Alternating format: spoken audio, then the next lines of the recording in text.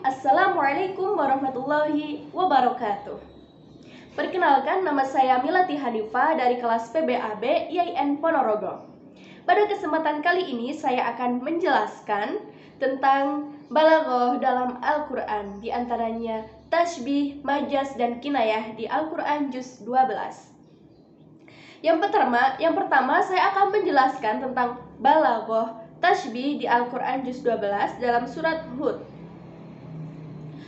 Bismillahirrahmanirrahim. Wa hiya tajri bihim fi mawjin kaljibali wa nada Nuhun ibnahu wa kana fi ma'zili ya bunayya arkam ma'ana wa la takum ma'al kafirin. Yang artinya, dan bahtera itu berlayar membawa mereka dalam gelombang laksana gunung. Dan Nuh memanggil anaknya, sedang anak itu berada di tempat yang jauh terpencil.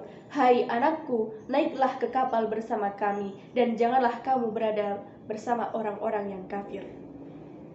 Jenis gaya bahasa tasbih pada ayat di atas yang dimaksud berlayar dalam gelombang laksana gunung, tajri bihim fi maujin kaljibal, yakni perumpamaan dalam ayat tersebut antara gelombang dan gunung, dan qarinahnya yakni berlayar. Seperti kita telah ketahui bahwasannya penggunaan tasbih di atas lengkap mencakup syabih, adatut tasbih, dan wajhu tasbih.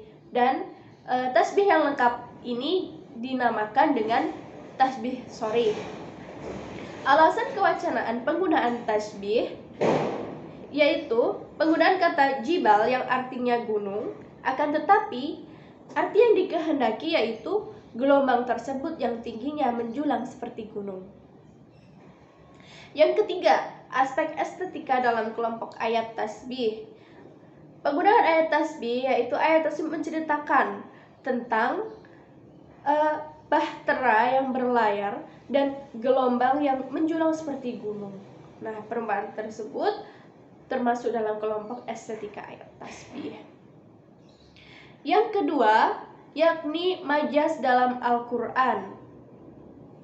Dalam surat Hud, A'udzubillahi minasyaitonirrajim, Bismillahirrahmanirrahim.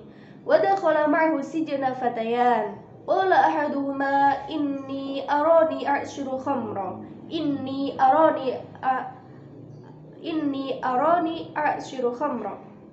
Dan sesungguhnya aku bermimpi memeras anggur. Nah, jenis gaya bahasa majaz pada ayat di atas yang dimaksud sesungguhnya aku bermimpi memeras anggur. Di sini kata khamr diartikan anggur. Jadi, konteks gaya bahasa di sini menyebut sesuatu dengan masa yang akan datang. Jadi, tidak saya memeras anggur, bukan anggur, tapi saya memeras khamr. Inni arani a'suru khamra. Jadi penyebutnya itu masa yang akan datang. Di sini penyebutan anggur diungkapkan dengan khamr karena khamr adalah masa yang akan datang dari olahan anggur. Nah, yang kedua, alasan kewacanaan penggunaan majaz. Topik yang dibicarakan adalah penyebutan anggur menggunakan kata khamr, yakni penyebutan sesuatu dengan sebutan yang masa datang. Aspek estetika dalam kelompok ayat majaz yaitu di sini dalam contoh ini aroni a'suru khamra termasuk majaz i'tibar ma sayakun, penyebut sesuatu dengan kata hasil dari bentuk sesuatu tersebut, seperti halnya penyebutan anggur dengan kata khamr. Dan yang ketiga yaitu kinayah dalam Al-Quran. Kinayah dalam Al-Quran dalam surat Hud ayat 58. A'udzubillahi minasyaitonirrajim. Bismillahirrahmanirrahim.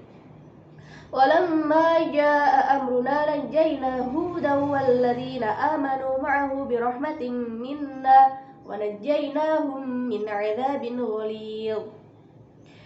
Dan ketika azab kami datang, kami selamatkan Hud dan orang-orang yang beriman bersama dia dengan rahmat kami. Kami selamatkan pula mereka di akhirat dari azab yang berat.